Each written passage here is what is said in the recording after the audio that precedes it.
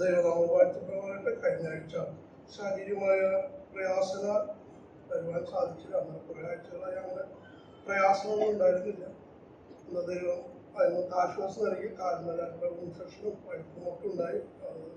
ഒരു മാസത്തോളം നീണ്ടു നിന്നാലും ദൈവം സഹായിച്ചു. ഇന്ന് രാവിലെ ഇത്രയും സുഹൃത്തുക്കളുടെ ആരോഗ്യത്തോട് ദൈവത്തെ ആരാധിക്കുക മാറ്റപ്പെടുത്തുവാൻ തന്ന ദൈവകൃപയ്ക്കായി ഞാൻ നന്ദി പറയുകയാണ്. നമുക്ക് ആരാധനകളിൽ ഒരു വാക്യം വായിക്കാൻ ഞാൻ ആഗ്രഹിക്കുന്നു. എഫേസ്യ ലേഖനം 1-ാം അധ്യായത്തിന്റെ 19 മുതൽ ചില വാക്യങ്ങൾ നമുക്ക് വായിക്കാം. നമുക്ക് വേണ്ടി വ്യാപരിക്കുന്ന അവന്റെ ശക്തിയുടെ അളവറ്റ വലിപ്പം ഇന്നതെന്നും നിങ്ങൾ അറിയേണ്ടതിനും പ്രാർത്ഥിക്കുന്നു. അങ്ങനെ അവൻ ക്രിസ്തുവിനും വ്യാപരിച്ച അവനെ മരിച്ചവരുടെ ഇടയിൽ നിന്ന് ഉയർപ്പിക്കുകയും സ്വർഗത്തിൽ തന്റെ വലത്ത് ഭാഗത്ത് എല്ലാ വാഴ്ചയ്ക്കും അധികാരത്തിനും ശക്തിക്കും കർത്തൃത്വത്തിനും ഈ ലോകത്തിൽ മാത്രമല്ല വരുവാനുള്ളതിനും വിളിക്കപ്പെടുന്ന സകല നാമത്തിനും അത്യന്തം മീത് ഇരുത്തുകയും സർവ്വം അവന്റെ കാൽക്കലേക്ക് വെച്ച് അവനെ സർവത്തിനും മീത് തലയാക്കി വെച്ചു. വളരെ മനോഹരമായ ഒരു വാക്കാണ് നമ്മൾ പൗലോസപ്പോസ്തലന്റെ ഭാഗങ്ങളിൽ നമ്മളിവിടെ വായിക്കുന്ന പോലെ വിശ്വസിക്കുന്ന നമുക്ക് വേണ്ടി വ്യാപരിക്കുന്ന ആ വലിയ ശക്തിയെ കുറിച്ച് നമ്മൾ വായിക്കുന്നു. വിശ്വസിക്കുന്ന നമുക്ക് വേണ്ടി വ്യാപരിക്കുന്ന വലിയ ശക്തി മാത്രമല്ല, അതൊരു അളവറ്റ ശക്തിയാണ്. ദൈവത്തിന്റെ അളവറ്റ ശക്തിയെ കുറിച്ചാണ് നമ്മൾ വായിക്കുന്നത്. കർത്താവ് അത് നമ്മുടെ ഈ ചിന്താമണ്ഡലത്തിലൊക്കെ വിചാരിക്കുന്ന അപ്പുറമായിരിക്കുന്ന ശക്തിയാണ്. എന്നാൽ നമ്മൾ പലപ്പോഴും ആ ശക്തിയെ കുറിച്ച് മനസ്സിലാക്കുമ്പോൾ നാം പലപ്പോഴും മനസ്സിലാക്കുന്നു നമ്മുടെ പിതാവായ ദൈവത്തിന്റെ ശക്തിയെ കുറിച്ച് നമ്മളെപ്പോഴും ചിലപ്പോഴൊക്കെ നമ്മൾ ചിന്തിച്ചു പോകും.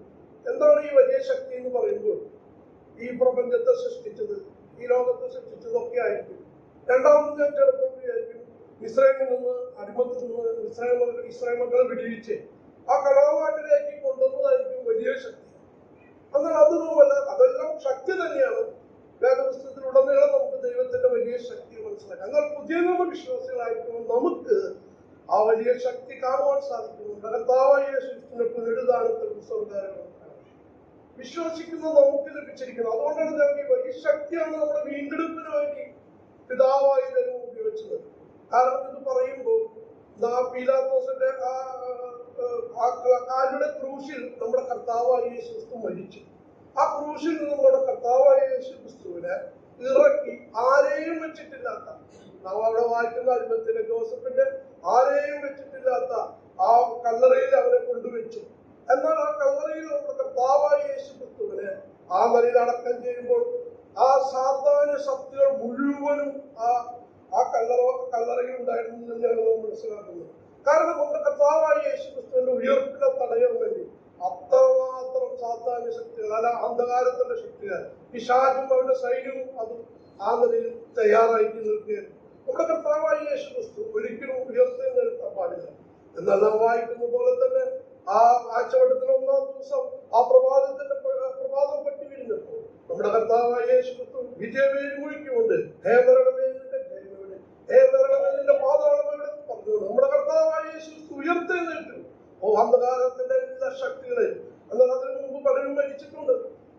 ചിലരെയൊക്കെ നമ്മുടെ കർത്താവ് തന്നെ ഉയർപ്പിച്ചിട്ടുണ്ട്. എന്നാൽ അവരൊക്കെ പിന്നീട് മരണത്തിന് അധീനമായി, അവരൊക്കെ പിന്നീട് മരിച്ചു. എന്നാൽ നമ്മുടെ കർത്താവായ യേശു ക്രിസ്തു വായിക്കുന്നത് പോലെ തന്നെ അവൻ മരിച്ചു എല്ലാത്തി ഫലമായി ഉയർത്തെഴുന്നേറ്റു.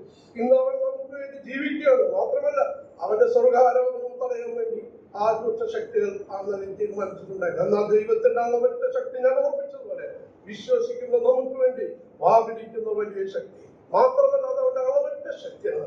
ഒന്നാമതായി നമ്മുടെ ഈ ചിന്തകൾക്കും നമ്മുടെ ഈ കാണുന്ന ഈ ബുദ്ധിക്കും അതീതമായിട്ടുള്ള ശക്തിയാണ്. മാത്രമല്ല ഈ ശക്തിയാണ് നമ്മുടെ വീണ്ടെടുപ്പിന് വേണ്ടി ഉപയോഗിച്ചത്. മാത്രമല്ല അടുത്തതായി നമ്മൾ മനസ്സിലാക്കുന്നത് നമ്മുടെ തേജസ്കരണത്തിന് വേണ്ടിയും ദൈവം ഉപയോഗിക്കുന്നത് ആ വലിയ ശക്തിയാണ്.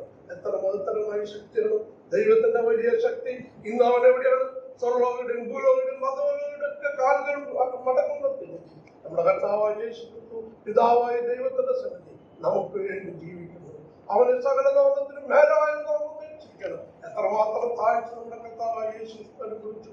അവന്റെ ഉയർപ്പിന് തടയുവാൻ ആ അന്ധകാരത്തിന്റെ ശക്തികളൊക്കെ വിചാരിച്ചു. എന്നാൽ അതൊന്നും നടന്ന ദൈവത്തിന്റെ വലിയ ശക്തി. ഇന്ന് രാവിലെ ആ ശക്തിയുടെ മുമ്പിലാണ് നമ്മളെ ആ പാപത്തിൽ നിന്ന് ഉയർപ്പിച്ച് നമ്മളെ ക്രിസ്തുവാകുന്ന പാപത്തിൽ നിർത്തി നമ്മുടെ വായിൽ പുതിയൊരു പാട്ട് വളരെ സന്തോഷത്തോട് നമ്മൾ അവരുടെ സന്നിധി അടുത്ത് വന്നിരിക്കുക. പ്രാർത്ഥിക്കുകയാണ്. അത് ഈ വേഷം നീങ്ങി പോകും, നമ്മളവനെ മുഖാമുഖമായി കാണും. അതേ കർത്താവിന്റെ സന്നിധിയിൽ നാം ചേരാൻ പോവുകയാണ്. നമ്മുടെ തേജസ്കരണത്തിന് വേണ്ടി ആ ഉപയോഗിക്കുന്ന വലിയ ശക്തി പുറത്തുണ്ട്. ഇന്ന് രാവിലെ അവിശ്വസിക്കാൻ നമ്മളിൽ ആവരിച്ച വലിയ ശക്തി പുറത്തുണ്ട്. അവന്റെ അളവറ്റ ശക്തി മനസ്സിലാക്കുന്നുണ്ട്. നമുക്ക് അവനെ സ്തുതിക്കാൻ, അവനെ മാത്രം അതിനായി ദൈവം നമ്മളെ സഹായിക്കട്ടെ.